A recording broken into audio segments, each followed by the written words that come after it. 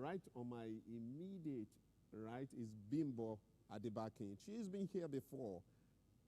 She is a management consultant, and she will be speaking to the what and the why of personal as well as family finances. I have next to her Yinka Ogbomide, who is a finance and investment consultant. Welcome, madam. And next to her is Segun Majid. Segun Majid is an HR consultant and a trainer. You'll be telling us the things that are very, very important. Ladies and gentlemen, I'd like to welcome you to the studio. Now let's set the table by saying, why is it so important? I think Bimbo Adebakin will be telling us that, but it's important to note that the World Bank has said that recession is imminent. And we all know the characteristics of recession. Consumption is going to be restricted, because disposable income is going to be restricted. Now, arising from this first lockdown, mandatory holiday, and restrictions for businesses, social distancing, I think it's now called physical distancing, that we need to continue to connect. That's one of the reasons why we're here. It's important to note that cash is going to be scarce for many reasons. A young lady spoke to me yesterday and said the only thing the employer could do within this time, this month of May, that she has had to work from home, is to pay 50%. When she told me that, I said, congratulate yourself, be very happy. Some people would not be that lucky. If you take that example, it simply means that if you have an income that is cut by 50%, it means that you need a whole lot of thinking to know the way forward, because the employer may come and say, we're sorry, we can't even pay the 50% again. So these distinguished panelists will be speaking to the all-important topic, again, managing personal finances and family finances, particularly at such a season like this, when the world is facing an unprecedented time in history. So, the first person I'd like to say something about this will be Bimbo Adebakin. Okay, thank you very much. And she will be telling us what does it mean? What's the meaning of personal and family finances, and why does it really matter? Thank you very much. So today we're talking about personal finance for the family and for individuals. And the first thing we need to set properly is, what is personal finance? And personal finance is managing money for a person or family. But I think what is crucial we need to take note of is taking good financial decisions. So all of us need to get the context of, when you talk about personal financing, you are talking about, how do I manage my money personally? And how do I manage my money as a family? Because even in a family, we have individuals, husband, wife, children, and then we're talking about the family as a whole. And for those who are single, I think it will be easier to manage your money with somebody else if you learn how to manage it well. So we're talking about good financial decisions. And when you're talking about good financial decisions, what are the things you're looking at? We're looking at savings. We're looking at budgeting. We're looking at investments. We're looking at statutory payments like taxes. We are looking at even retirement planning.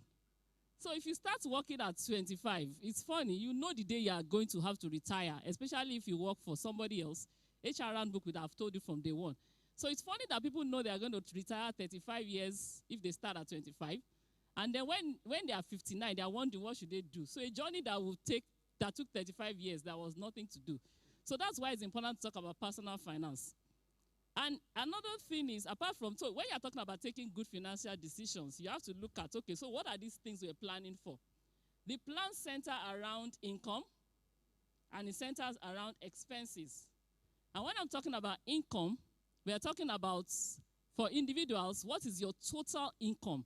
That means how much cash comes into your hand every month. And when you are talking about family, we are talking about household income. So if you are single, we are talking about your income, which is maybe your salary, the business you do. And let me sound a note of warning very quickly. For those of us who do business, your income is not turnover. So the fact that you are selling and you're able to sell a lot in a particular month, and you end up with 100,000, please, your income is not 100,000. Somebody that earns a salary of 100,000 after taxes, maybe everything is about 95 or 90, you can say, okay, my income take home is 90,000. But if you are a business person listening to me, that you sold and, I buy goods, I sell goods, I render service, and I make 100,000, that is not income. That is just turnover. Income for you will be what is the margin between what you bought and what you sold. So sometimes you may be running around the streets and your income is maybe just 20,000. I think that's necessary to say, because many people that run businesses, they run into a lot of problems very quickly. I'm talking about income and expenses. So if your profit margin is just 20,000 a month and your lifestyle is 50,000 naira a month, so every month, obviously, you are running a deficit of 30,000. So this popular thing of saying you are running a business and there's no more money, it's because every month you were spending your capital. And so one day everything just goes. Nobody's doing anything for you. You just did not take good financial decisions. So today we're going to be spending a lot of time talking about those good financial decisions. Now for a family, we talk about what we call household income. What is household income? It's the total income that comes into the family through the man and the wife. Well, if you have children who are working, provided they are contributing anything to your home, but if they are not contributing anything, just leave them out of it. So your household income is what the man and the woman will earn. Now, in planning, which is when you talk about taking good financial decisions, it's like we are planning. In planning, what are the things you're planning for? You're planning to make sure that income, your expenses, can match your income. That means I make enough money to be able to cover what you call household expenses. Household expenses fall into different categories. There is the basics, which is food, clothing, and shelter. And I think for those who have children going to school fees is basic too. Now, there is the nice to have, which is the quality of, I want this extra thing, I want that extra thing. That's a nice to have. And then there's what we call luxuries. So there are three categories of expenses: basic, nice to have, and what we call luxuries. And so when you are talking about financial planning and you are trying to take good decisions, you must always be looking at what's my income and what is my expenses. And of course, another issue we need to talk about quickly so that when it's time to talk about the actual plan, savings is part of taking good decisions. Savings does not happen because I have extra. Saving is part of the planning. So when you are making good financial decisions, you must also make sure that you are saving. A lot of conversations I have with people, they keep saying, how can you talk about savings? Money that is not enough. See, for those of us who are Christians, saving is like tithes. So when you are looking at your household income minus tithes, minus savings, before we now start talking about the household income, which is what we are going to be dealing with. So you need to understand how much you earn and what are your monthly expenses, and then you need to budget within your income. So that means every month you must not be running, you cannot continuously run on a deficit. Whatever you earn, you must live within your means. So you must be spending what you earn. And remember, if there is nothing you want to try and remember today, savings is not because there is extra. Savings in taking good financial decisions is part of the compulsory. Because once you don't save, we're talking about COVID now. What brought up this discussion we're having is because the first lockdown was 2 weeks. We're in the second lockdown that is about to end. We don't even know how long we're going to continue. Some people from the day one of the first lockdown, they could not continue to survive. And a lot of people, thank God for our social efforts in this part of the world. We've been trying to help each other. Church can help, community is helping. You are sending texts to your uncles. Those who have extra to send, it's because they had a habit before. Because for a lot of people, nothing is coming in the month of April. So if somebody has extra to send to you, it's because they had a good habit of savings. So for me, savings is a must. After tithe, you save before you think of how to manage the rest. Always learn to estimate that you need to live within your income. And that is heavy planning. Sister Inka is going to talk to us about how to do the plan later after we have run through some basics. So why is it important to manage finance? Planning is of God. If you look at Luke 14:28, it said that if a man wants to build a tower, won't he first sit down and estimate? So it's important to all of us, it's important to trust God. But planning is equally part of life. There is no point you want to do things anyhow. Just collect your salary, put inside your bag, and be spending on anything that you want to spend on. If your income is far more than your expenses, I'll give an example. Your income every month is 100,000, and for one reason, which your expenses is 50,000, you can pour money into your bag and be spending, and it will look okay.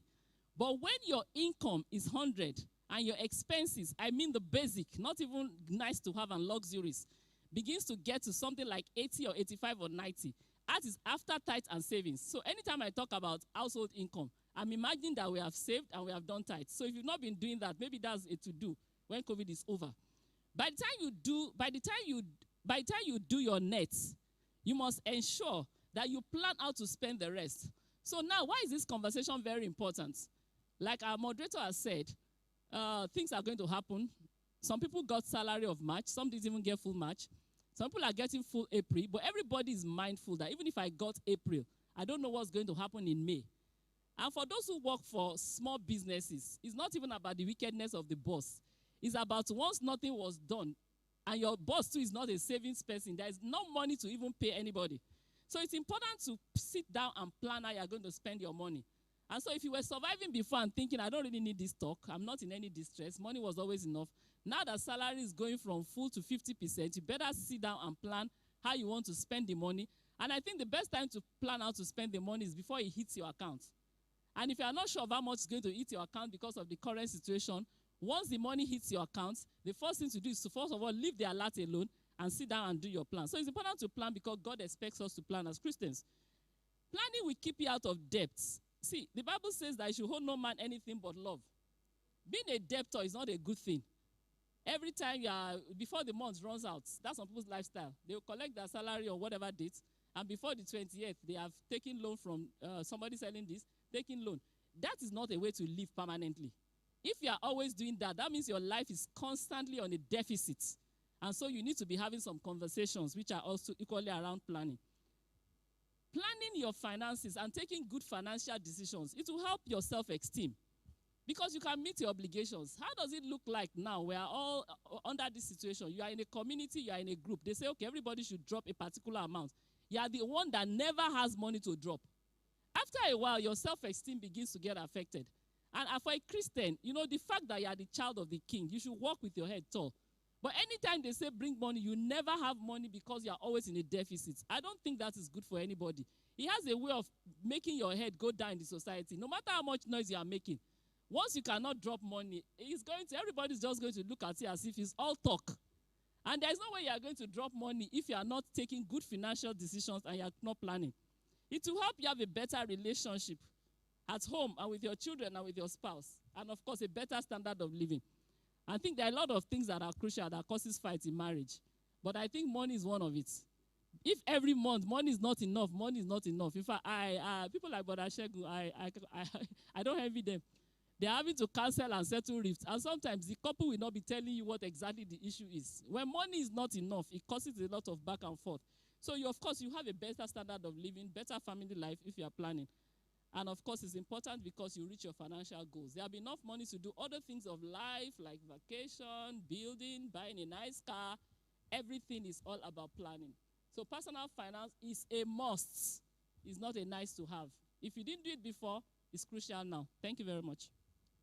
Thank you very much, Bimbo Adebaki. And that was exciting. And it's a good thing to learn that having to save is not an optional extra. It's not something that you have to do after. That is very, very crucial. And that planning is not anti-God. It's not against the Bible. We have a God that is organized. You can imagine the sun not rising at the right time or setting at the right time. The whole world will be in disarray. The whole ecosystem will be destroyed. I will quickly move to our next panelist, who is going to talk about first thing first. His name is Shegun Majid. Once again, he's an HR consultant as well as a training consultant. a trainer. Thank you. I'm coming from the angle of the foundation when it comes to personal and family finances. The foundation, I'm asking the question, how have you been managing your finances even before the season we are in? Whether you're an individual, a single person, or you are a family. And this is where I'm coming from. For instance, you are a single person. How much have you been eating with your both hands? How much have you been able to save from whatever you are earning, even before now? I remember years ago, we started learning about our retirement long before we actually retired. In those days, it's so clear what you should do. In fact, to the extent that they will ask us to stay away from minerals. You know what I'm talking about? That don't spend too much money, consuming these things. Rather, put that particular, once you have paid your tithe, put certain amount of money aside. And some of us, we took it early. We took it early, and we didn't just save those monies, because that's why I want to talk also about savings and investment. When you just save, the kind of interest that comes to your saving could be minimal. But as far back as spending 200 naira on shares, we did. You may not say today, maybe that is not the way. The accountant and the finance expert will tell us later on what are the other means. Even as far back as spending 200, and before you know it, 10, 15 years later, that 200 naira became something huge. And then when it was time to pay school fees, heavy ones, there are things one could really fall back on. So and we started that as single persons doing that. So I want to ask you today, it may not be those mineral waters again. Today, how many phones are you carrying? How much are you spending on data? Data for all those sweet nonsense. On a more serious note, so those are the areas. You'll be shocked, you see a young man carry 3 different phones. And I keep telling young people that I have particularly carried a phone and 1 line for 15 years. So those are the areas. What are you doing before now? And if you are a family, in Genesis 2:24 and 25, talks about the husband and the wife cleaving together, becoming one. And then in 25, it says that they were naked and they were not ashamed. Husband and wife, how have you been managing your finances before now? Have you been pulling together? Sir, in our counseling ministry, you will be, and even in our HR practice, you'll be shocked to see husbands who have gone to invest in landed property. The wife does not know anything about it. You'll be shocked to see wives who have bought lands and only their siblings know about it. You'll be shocked to see people who are still using their relatives as next of kin, and then in their pension as beneficiaries. Husband doing it, the wife is not. So if you've not been united before now, this is a very crucial time. The husband is saying today, there is no money in the house. The wife is looking at him with one kind eye and say, is it me you are deceiving? Why? Because they have not been open. So I am coming from the angle of laying the foundation. These are foundational things. Before COVID-19, how have you been doing it? Because it's not something you can just suddenly conjure into being if it's a practice you have not been involved in. However, it is not late. The essence of this session is to speak to people, is to encourage people that here seated are people who are married, and we have practiced this, and we know that when two become one and they come together, we call it synergy. it becomes 2 plus 2 is equal to 5 or more. It's very important. And if you are single as I speak to you, you could still take, Bimbola has said something about where to go from now. You can still take some lessons from this session and let us, because except the Lord intervenes, we do not know when this lockdown will be over. And God, in his infinite mercy, we just have to intervene to stop this plague. Therefore, we should begin to prepare, planning. You mentioned we should begin to prepare for a long haul. And of course, as Tunde Ojo will always say that it is not a 100-meter dash, it's a marathon. We should begin to prepare for such a marathon, taking lessons from today's program. I will stop here for now. And then maybe when questions, because we need to hear people calling in to ask us so that we can attend to peculiar issues. Thank you very much. Thank you very much, Segun Majid. I like to, because I also know that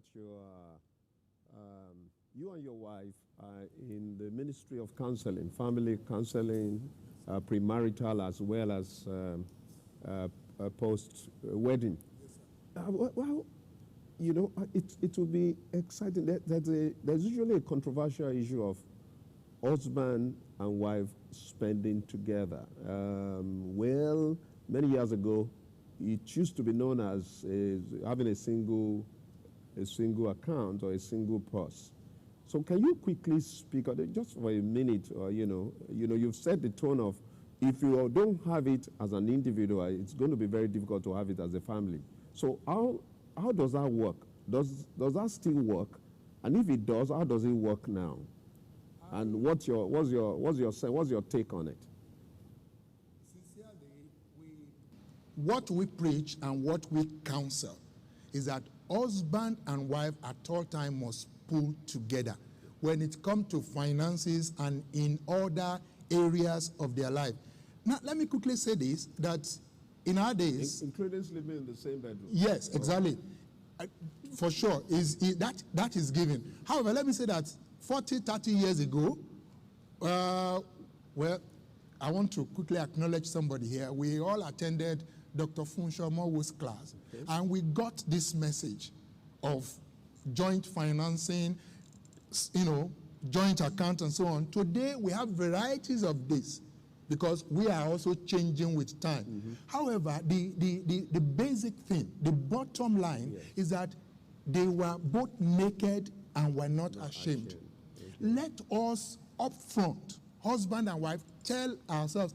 Anyway, the one we operate in my family is the old school one, okay, of single account, joint spending, joint account. Okay. That's what we operate, owning things together. That's what we got. However, because we have to, we have to accommodate the younger generation, there are varieties of that you can do, whether, the husband knows how much I am earning, wife knows how much I'm earning, okay, we both contribute into a particular account. Mm-hmm. Yes, there are varieties of it now. Mm-hmm. But the most important thing is that be truthful. Be open to one another. Do not do things behind your husband. Do not do things behind your wife. Sir, do you know even Christian homes, the husband diseased and the wife never knew that the husband has such properties. It's unfortunate. It's ungodly. It's unchristian. Okay, I will interrupt you here a little because we need to make our viewers know that there is a line they can call. They can send a WhatsApp text or they can call this number. And this one number, I'm going to repeat it so that they can quickly get it. 081-7578-5454. And I'm going to say that again. The line is 081-7578-5454. That's, you can, call us or send a WhatsApp text to ask questions or, to wage in, on this, and it will be our pleasure. Thank you very, very much, Segun Majid. I just like to say that the principle that you have mentioned that is very critical is that once there is no secret, there will not be shame in the family. Once you can operate on the principle of transparency, there will be no shame. Yes, sir. Thank you very much for that input, and that you can have a variety Yes, of sir. the same principle Yes, sir. in the light of the realities that we Ground, have yeah. today. But the principle will Remains remain the same, same. that don't keep secret Openness. between husband and wife. Yes, Thank sir. you very, very much. I'd like us to go on to third panelist, Yinka Ogbomide, who is a finance and investment consultant. And she will be, drilling down a little bit on this. And then we can then have questions and comments before we draw this to a close. Yinka, you're welcome. Yeah. Okay, so good morning, audience, and good morning, co-panelists. Well, I'd really like to sell hope here because I guess a lot of people are afraid, but we know that there's nothing new under the sun. So we know that in time past, there's been recession, there's been depression, and a lot of things. And even in the Bible, Genesis 26, the Bible says in that year of famine, Isaac sought the face of the Lord. And the Lord told him, do not go to Egypt. Sow in the land and you would have, and he sowed. And we have it that he had 100-fold return. So a lot of things are flying all around the airwaves. And it's a nice thing we are coming here because we have the perspective of the kingdom to what we're talking about. I recall that when we had the first, for those of us that are not Foursquareans, we have a quarterly vigil. And the general overseer actually came and said he was happy that he got the theme for the year before all the predictions about recession. So really, COVID only came to worsen the situation. Economists had already predicted recession before now. That's right. And he had said to us that, look, so we need to depend on the Lord. Because he's the Alpha and the Omega. He knows the end from the beginning. And I would say always, and I want to emphasize it now, we need to be basket. We need to have the basket mentality and not the sponge mentality. What's the difference? Yes, I'll tell you now shortly. You see, the sponge soaks and it gets heavy. And it can't move and it's of no use, except you squeeze out of the sponge. The sponge stays and it's practically useless. You see, because what it does is just soaks and absorbs. But the basket is different. The basket comes and it sieves. It takes what is of value and it uses it. Anything that is not of substance, anything that will be a clog, it drops. So right now I would like to sell hope, and I would like to say that I would want everybody to have that basket kind of mentality. A lot of things, this is one of those platforms that you have where you're going to be given resources, to help you. So in making my point, I would say the first thing is be calm. Because you see, when you take decisions in a hurry, when you take decisions based on anxiety, somehow you can't take the best decision. You're going to be susceptible to fraudsters. You're going to be susceptible to scam. And there are a lot of people out there waiting to take your money.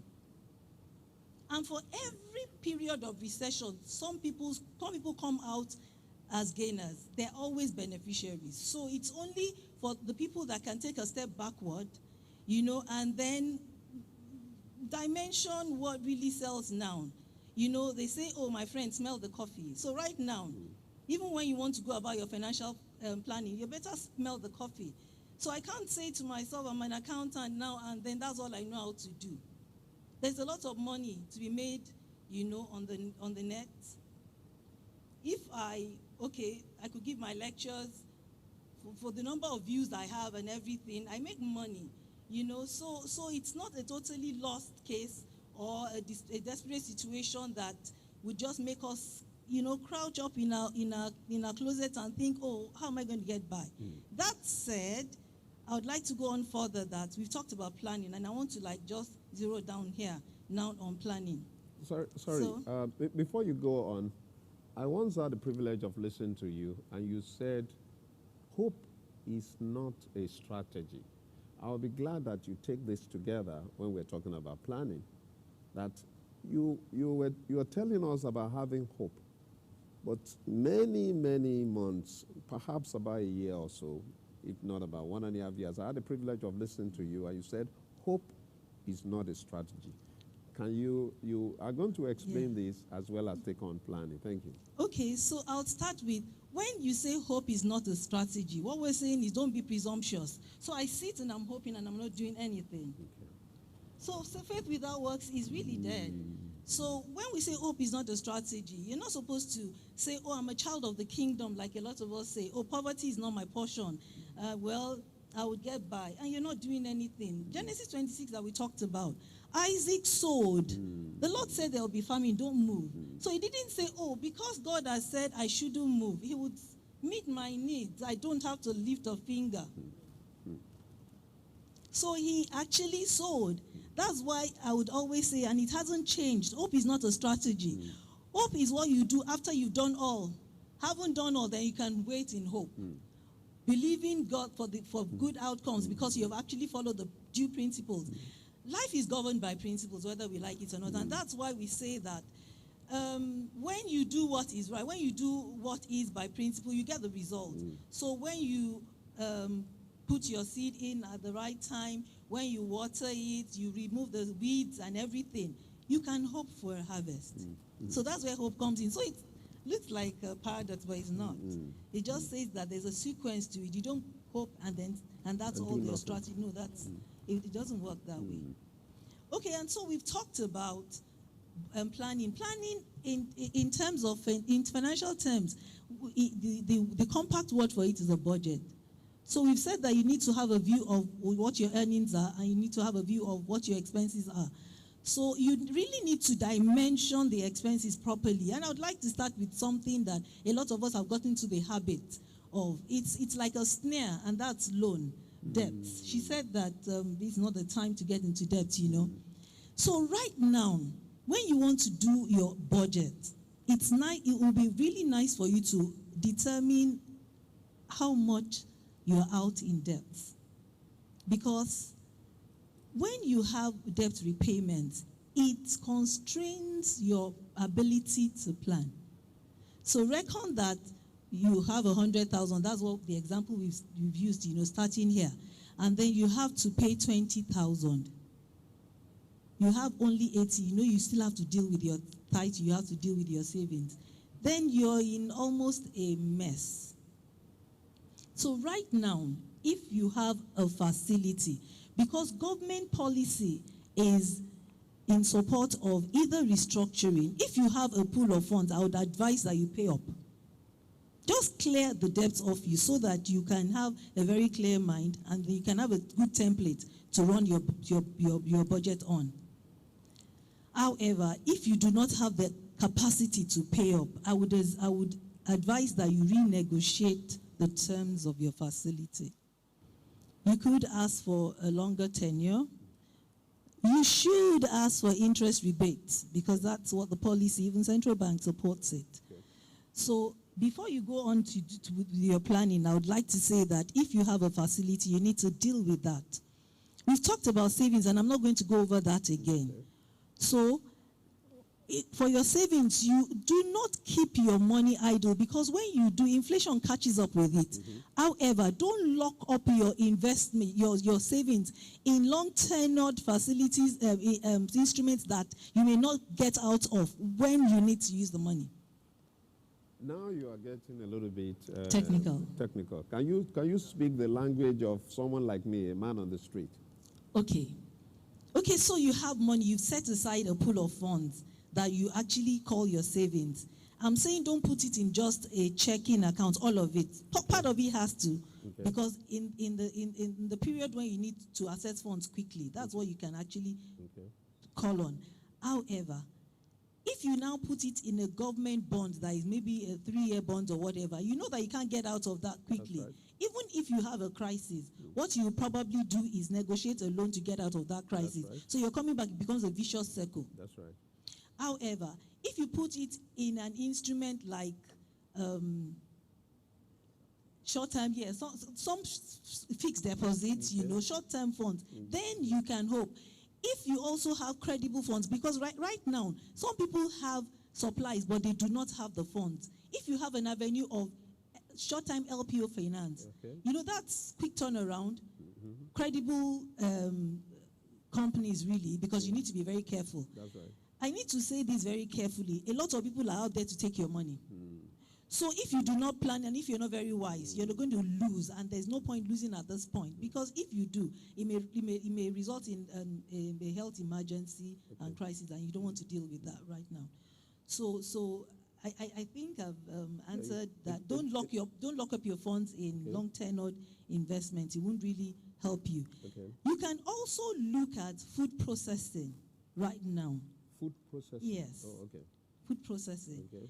You know, a lot of people can't go out, and then you have a lot of companies here talking about, oh, put your money into our business, your company, you get 6 months return, 1 month return. If all they're doing is farming, the rains are coming. If there is a flood, they may suffer loss. The insurance cover that they have would only, take care of the feedstock. It won't take care of your individual investments. Okay.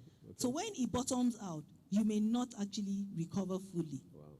So when you're taking those decisions, be very careful in what you put your money in. So if it is food production, yeah, you may, because that involves processing. But when it is farming, you may run a greater risk. Be careful. Yeah.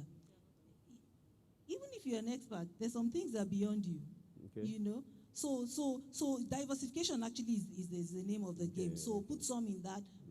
Just diversify your portfolio generally. That would help you. Okay, I guess I've done a bit about the investments. I can go on to. Yes. You want to ask a question? Yeah. Go I ahead. can go on to other things. Now let us talk about, because we talked about budget. Now, being that you portioned money, the money you set aside for your household. At this point in time, you need to cut down on luxuries. However, do it in a creative manner, especially when you have young children. Because if you tell your child, oh, it is only beans, and then you throw it at them, they will start to be grouchy, and they're not very happy, and they will give you a real tough time. What are luxuries? If I may ask you, Yinka, what are luxuries? Okay, luxuries would be... Luxuries to you or to me might be basics for you. Do you want to discuss it in context briefly? Yeah. What do you call luxury? So luxury is actually, you've hit the nail on the head. It really depends on you, because, see, for me, like I read a post on social media, and the person said, okay, so some of you are saying people shouldn't go out. Meanwhile, you have a stock that will last you for 6 months in your refrigerator and your pantry, so that even if it's not lifted in 6 months, you don't care. But some people live by the day. You have 5 generators. Yes. I better pass my neighbor. The one that is next to it. You have the diesel-powered one. You have inverter, and so you are covered. Yes. So I'll start from the people who would consider themselves affluent. Okay, so if you're rich, luxury for me would mean, okay, maybe if every day we would pop wine with our every meal, do you understand? We would eat so many chicken parts, maybe a whole chicken and da-da-da-da. Just cut down on those, because you don't know how long it's going to. Because even if you have the money, you may not be able to source. The states have said that they're going to close their border now. So... That is within states, within the states. Okay, and movement of food will be maybe a challenge. So you have your money. So how do you even get it? Okay. But let's talk about people who are the means of, okay, I'm just managing to get by. Okay, bottom of the pyramid, they call them. I remember when we were in secondary school, they used to call something concrete. That's beans and gari. I hope you can feel me. I can feel you. Yeah. I can feel you. Okay, so if you're at that level where money is not so surplus, have enough of beans in the house, because you know that by the time you take beans and gari, it takes you very, very far. long time. Takes you far. So mommy, take things that the beans product that would stay and really give energy. So your child that wants to bounce around, he can bounce around, and he doesn't feel miserable at the end of the day. So that's what I'm saying. So it won't cut it if, because your children are used to Indomie, so you want to give them noodles in the morning, before 2 hours they're hungry. and you don't have the money and you're complaining. And then upon that, you give them custard. And then when you want to buy your cornflakes, you buy Kellogg's that is quite expensive because. So we're saying this is reality.com. Smell the coffee, just wake up and, really know how to go about. Thank you very much. You've covered quite a lot, Inka. I'm just wondering whether you want to say something on the issue of how much can you get for your money? I think you said something like, don't keep your money endlessly in a savings account because you really won't get much from it. But be careful about, what I'm saying is that is it advisable to, will you call, isn't it cheaper to get loans now, all right, than to keep money because of rising inflation? I mean, I'm not an economist, but these are issues that are very critical when you are looking at personal and family finances. Okay, the only time I would advise that you take a loan for at any time, as a matter of fact, if you want to put it in a productive venture. Thank you. Not for consumption. Yeah. Not for consumption. Okay. And then the avenues of making money, even at this time, the stock market, actually, if you watch it very carefully, you can make money. Okay. But you must have time. Okay. And you must understand the fundamentals of the stock that you're investing in. Okay. Because some stock is just hyped by the brokers, but some stocks have real good fundamentals that you can take a risk on them. Especially if you've watched the trend. So a stock does like 20 naira, but it's suddenly at 13. You can be sure that even if it doesn't go back to 20, you'll get to 17. So you're making a fall. So you're watching it. Okay. So where your treasure is, there your You are not just buying. You are not just buying for keeps. Yeah, so you need to put your eyes and put on the it. certificate in those days. And then, in your sitting room. Money is in stock. Okay. Like I said, don't panic. So your stock came to 13. Don't be in a rush to. If the company still has strong fundamentals, it's not going to bottom out. Just leave it. It will come up. Because if you rush to sell and you say you're cutting your loss, no, you just maybe not too wise in your decision. Okay. So you would have lost to some people who would gain because they're speculating. Okay. And then you would really have eroded your capital. Thank you very much, Inka. Now we can take questions and comments. The number again is 081-7578-5454. Once again, 081-7578-5454. Thank you. While we wait, I think it will be an opportunity to sum up. You want to, Bimbo, you want to say, maybe just for a minute, while we wait for the callers, on the call for the calls to come in, yes. Okay. So one question that I'm sure some people have in their minds is, what if we are talking about savings, we're talking about investments, what if on a consistent basis, the income I earn can actually not meet my expenses and I'm just struggling, so what should I do? If consistently your income cannot meet your expenses, then it's time to sit down and another set of plans, which I talked about, will come in, which is plan on how do I enhance my income. Because once, month after month, of course, we've talked about budgeting, we've talked about planning, we've talked about, okay, how do you budget even your household income to take care of the house? And you say, okay, now I'm doing all this and things are still not matching up. It's obvious why things are not matching up. It's simply because that income is not enough to sustain you. And it's a natural thing. The income you had as a single man, okay, you got married, put everything together, now you are now two, and if your wife is not working, so that means the money for one became the money for two, then you have a child, it's obvious that income cannot be enough, no matter how much you budget it. So there's something called a time when you need to expand your income. Okay. Maybe you need to look at, if your wife is not working, maybe it's time for madam to look for what to do. If both of you are working and you have applied all these principles, you are not doing luxuries, you are planning your meals, you are doing everything and the money is still not enough, maybe it's time to begin to think of moonlighting. Maybe it's time to begin to talk to people about what other opportunities are available. Moonlighting, I'm sure you're talking about side hustles. Yeah, side hustle. Yeah, I mean. But remember, if you're an employee, you are not. It's an integrity problem as a Christian to do exactly what your employer is doing.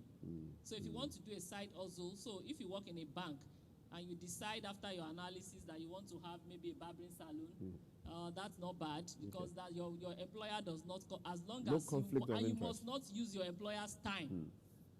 So it's just good to know that once these things are not balancing and I'm applying all the principles that I'm learning everywhere, maybe it's time to look at income expansion. I think that's a discussion for another day. Thank you very much. Shegun is going to sum up. Yes. Yes. Questions Do we have coming the in now questions is coming very in? important. Let's have the questions if you have it. Thank you very much, Mr. Moderator.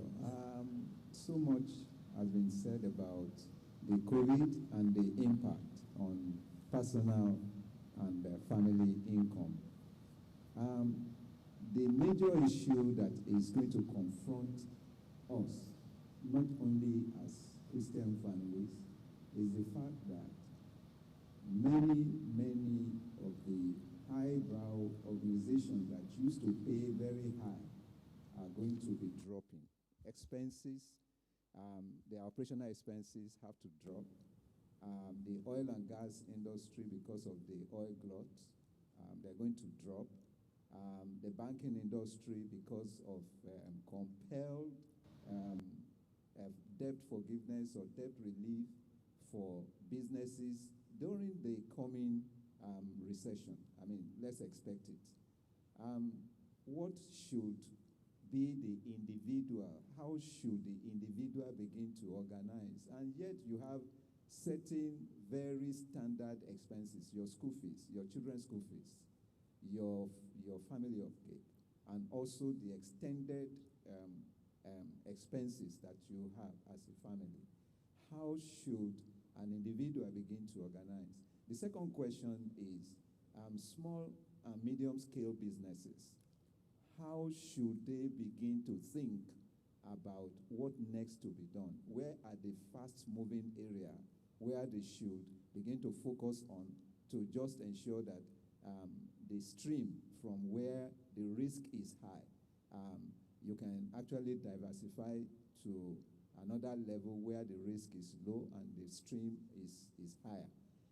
I think we need to discuss this and make sure that we are not missing the required planning and budgeting that the first speaker spoke about. Thank you.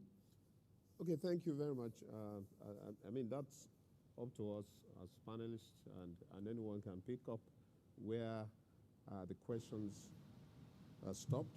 I want to start from the SME space.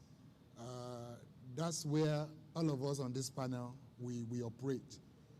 The small and medium scale enterprise, and it's very simple. As we were coming, Tunde Jojo, remember that we were sharing experience, and to God's glory, we were saying that this lockdown period is actually one of the most productive time of our lives. In terms of, well, I'm in the human resource space, and my industry requires me to be a step ahead of my clients. I mean, it's like you, e.g., in the area of learning and development, you want to get into class and be ahead of your students. Let me use that word, of your participants, of your delegates. Okay, this time has been a wonderful opportunity sitting down, reading tons of books. I'm serious, both the hardcover and the online.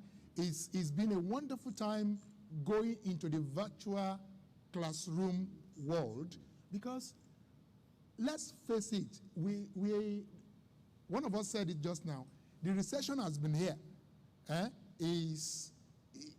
COVID-19 just complicated it. Right. You know, there's a saying in the Southwest that fasting has actually met fasting on the ground. That's actually true for Nigeria, because yes, the Lent has finished and Ramadan has started. I mean, so what is left for us as business owners in the SME space, because that is the one I'm attending to, this is a moment for us to lock ourselves up. My wife calls it the upper room experience, and begin to strategize what next, what is going to be. Believe me, let's because let's not forget also. Let us not leave out our client at this moment. We reach out to them, even at this moment, where nothing seems to be happening. Yes. Even at this moment. And do you know what? Because I'm talking about my industry. As we are speaking, recruitments are going on. Amazon is recruiting thousands of, because the thing is shifting to, That's right, e-commerce. and okay, again, you may want to forgive me for mentioning brand. There's a brand in this country as we speak. They keep supplying us our needs. All we need, we order for these things, and this brand is ready to pick.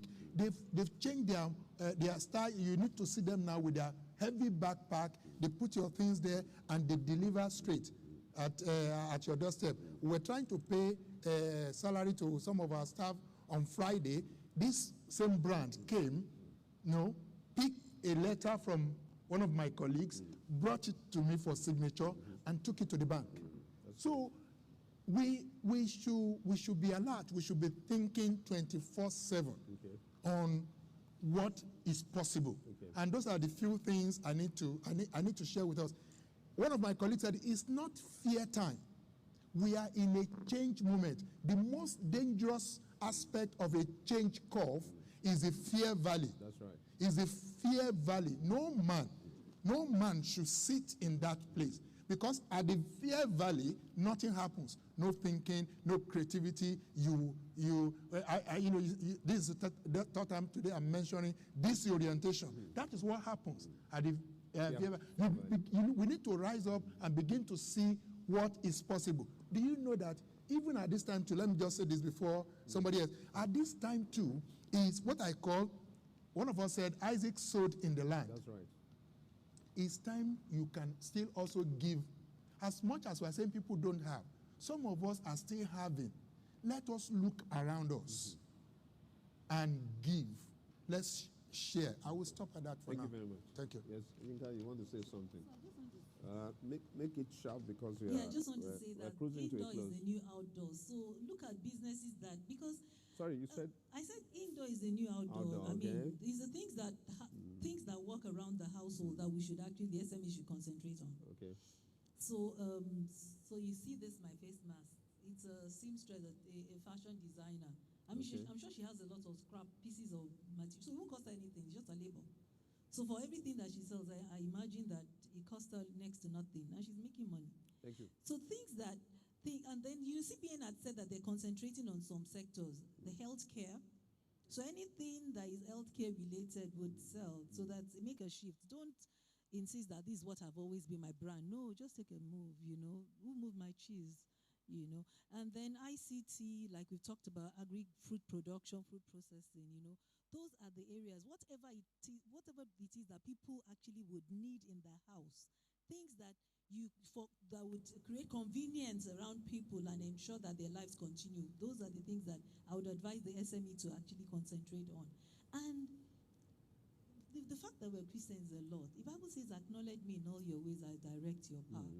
Let us just wait on, the Holy Spirit is there to give inspiration. Just wait in the morning. Oh, Holy Spirit, you're my senior partner. I just hand over everything to you today. Where do we go? How do we move? You'd be surprised when people are joking about a program on TV. You picked up a nugget and you're running That's with right. it. That's right. And you're different by it. Thank you very So much. that's what I would say. Thank you very much, Yinka. We've been both speak to the idea of recession. Shegun started it, but there's a question talking about income as is going to drop because a recession has met another one. A bigger recession has met one that we just came. The world actually just came out of the 2008 recession, and here we are, another one. We don't know how the curve, what is going to be like, whether it's going to be a U or a W, like some experts are saying, just like the COVID-19 curve. What will you tell someone who has lost half of his income as a worker, or is only earning 25%, at a time like this, and then we wrap this up. Okay, so we're speaking to how should you organize. Yes. And when we started talking about planning and making good decisions, planning is a very rigorous exercise. So if we took planning as, they said we should plan and planning. No, you need to sit down and get a pen and a paper and list before now, what are all your expenses, what are the things you were doing. The person mentioned we still have school fees, we still have relations we need to send money to, and then we still have some things, you still have to pay your house rent. So it's first of all to list what are all the things I'm doing, and this is what out came in, and what is what came in. Now this is what is coming in, and these are the things I need to do. It's a rigorous exercise to begin to think. What alternatives do I have to this? What do I need to change? Maybe before it was school fees, lesson teacher, and all those things. You may tell yourself, okay, maybe now we need to start doing lessons at home, and maybe I can do this by myself. Or you need to, you have to take it item by item. Like we said, what we are talking about here is principles. The practicality of what will happen to you, it depends on whether you're single, whether you're married, the phase where your children are, what you brought them up with, the orientation. Like now, house cleaning. Many of these things were outsourced before. But now, because of COVID, nobody's coming to your house. Is it time to reduce the cost of housekeeping, house cleaning? And there are things you can begin to do because you have more time on your hands and less money.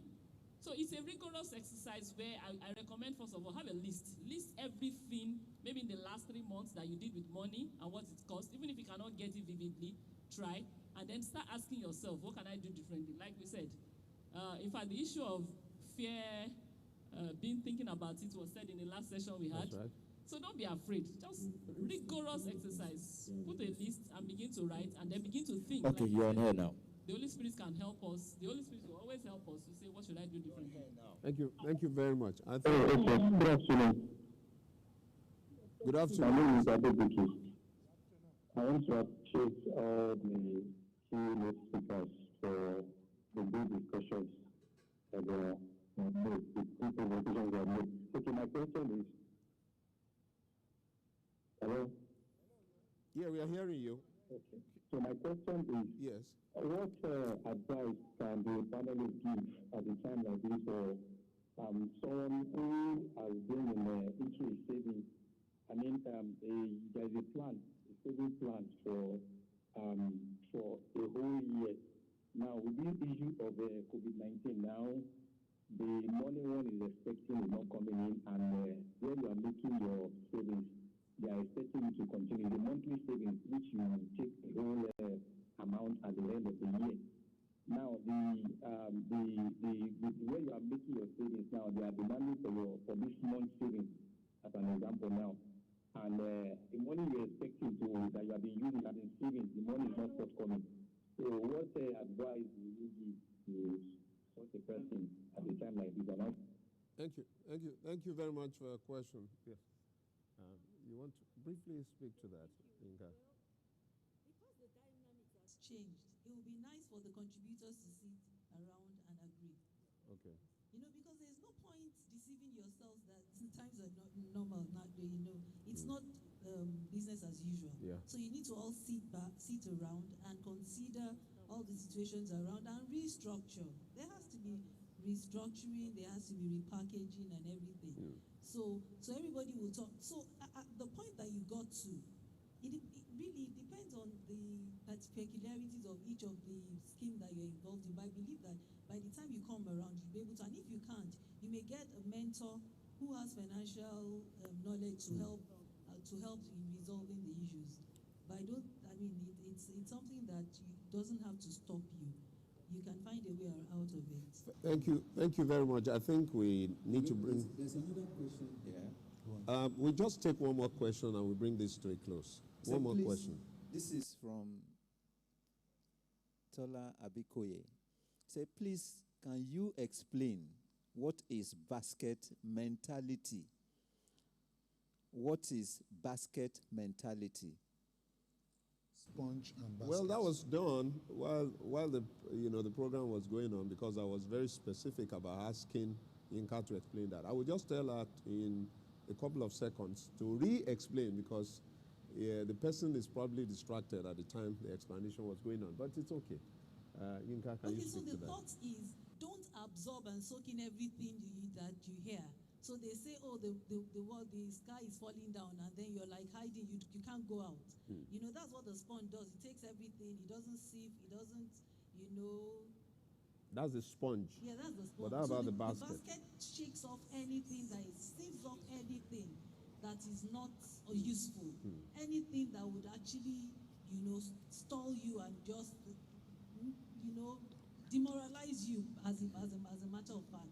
So you're that person who thinks through, listens through, hears what is not said, and takes value from whatever you hear, and then run with what is valuable that will help you in your life's journey. Thank you very much. I'd like to thank viewers for joining us on this health and wellness series. This an interesting journey and episode, and we've been discussing the topic, managing personal and family finances.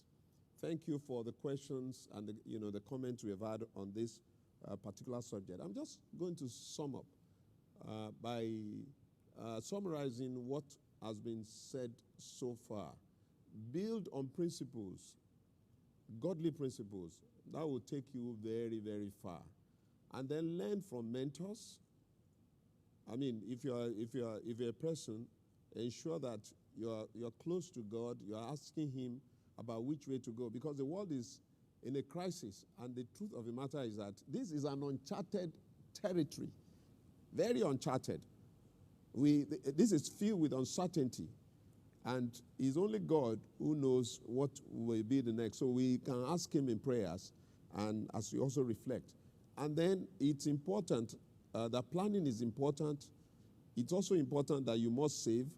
And it's also important that when you save, you have to look for investment opportunities and vehicles to put those savings and ensure that your portfolio is also diversified. And husband and wife must pull together.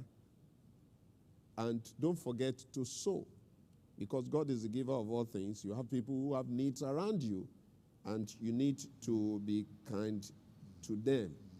And in terms of going forward, it's important that what probably took you here may not take you further. For sure. So you are likely going to be looking at serious critical thinking.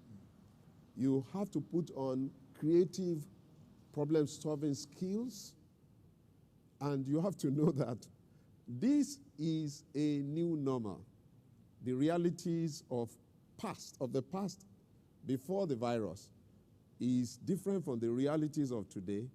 And the truth of the matter is that it may be different from the realities that will follow.